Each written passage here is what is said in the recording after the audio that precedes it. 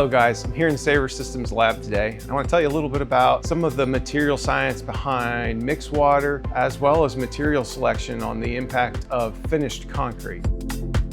So you can see that I've prepared a couple of samples here right next to me. We've poured some one-trip samples, which is our new product that we're releasing, along with products that you find regularly at the big box stores. We actually went to the local box store here in Richmond, picked up a standard 4,000 PSI bag mix and made the same cylinders. Typically when we make a cylinder like this, it's called a 4x8 cylinder. We're making it so that we can put it into a compression device and crush it. That allows us to determine how many PSI or how many pounds per square inch the mix is. Today though, we created these cylinders to demonstrate a couple of other things, which is what does the material look like if you actually start to cross-section it, taking layers so that you can analyze what the materials look like at various depths along the 4x8 cylinder. Most chimney crowns are not 8 inches deep, but they are 4 or 5 depending on your local code. What we're really trying to determine is it as dense of a matrix at the top as it is at the bottom. So typically when you're pouring concrete and it's wet and it's fluid, the aggregate in the material has a tendency to sink to the bottom. As you can see in this cross section, we actually cut it right down the middle so that you can see the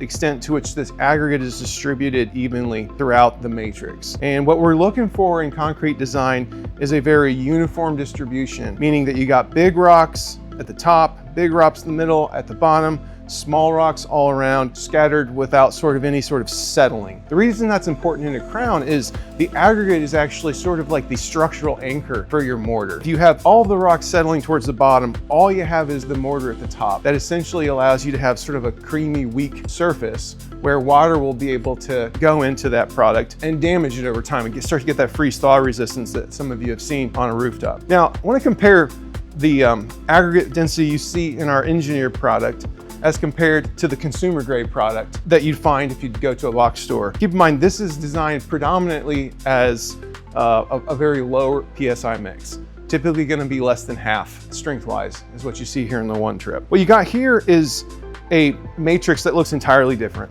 I'll put them next to each other. You can see that this has large rock from the top to the bottom. This has no large rock. Beyond that, it also has these big areas of grout space where you see almost no evidence of coarse aggregate whatsoever. Now, why does that matter? When freeze thaw starts to get in and starts to generate that pressure, when the water goes into the hole, expands, it starts to generate a desire to crack it clear across the surface.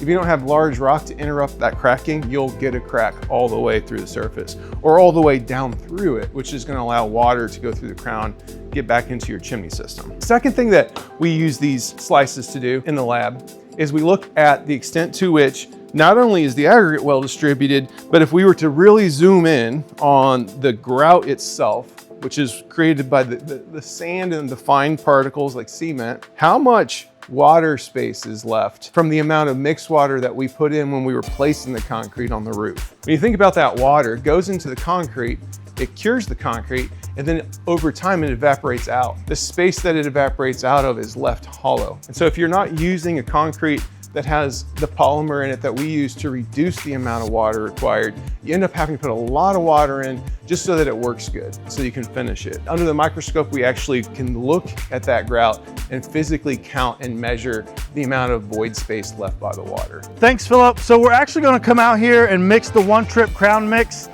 The one thing you guys want to be cautious on, this is your time and your money out here on the job. You want to do the right job for your homeowner. So what you really want to focus on with the one trip is to have the correct water to cement mixture. That is very key on this. You don't have to just mix and mix and mix till you get to the consistency. This material actually is designed to use less water to give you a better result of concrete. So we'll start by adding 2.5 quarts of water. You'll see just one. And what's nice about this, guys, you know how we always talk about not mixing in a bucket? We've designed this for you to mix it in the bucket. So we got 2 there, and then we're going to get half. And you want to try to be as close as you can on that half. You don't want to guess. So we're right there at a half mark. We'll put that in. So we started with 2.5 quarts of water. Now we'll mix. You'll see as I'm mixing, it starts out very dry, but the water will actually activate it and it will wetten up very quickly without adding additional water.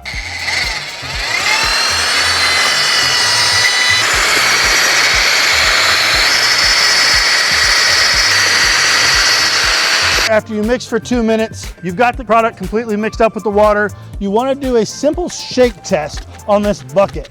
And what you want to see is this concrete should kind of level out, but you should still be able to see some aggregate up at the top as well, kind of sticking through. But you want it to be fairly level there. If you have any dry or any high spots that don't kind of level out on their self-level, you want to add a very small amount of water. Guys, I can't stress enough here, less is more. I mean, very minimal. Matter of fact, that's probably just a touch too much. Very small amount of water. Just put it in there and do it about an additional 15 to 30 second mix. And you'll see just how that little bit of water drastically changed that product. And now it self-levels, no high spots, no big bulges of dried material. That actually mixed out real nice. This would give you a real good quality finish on the crown.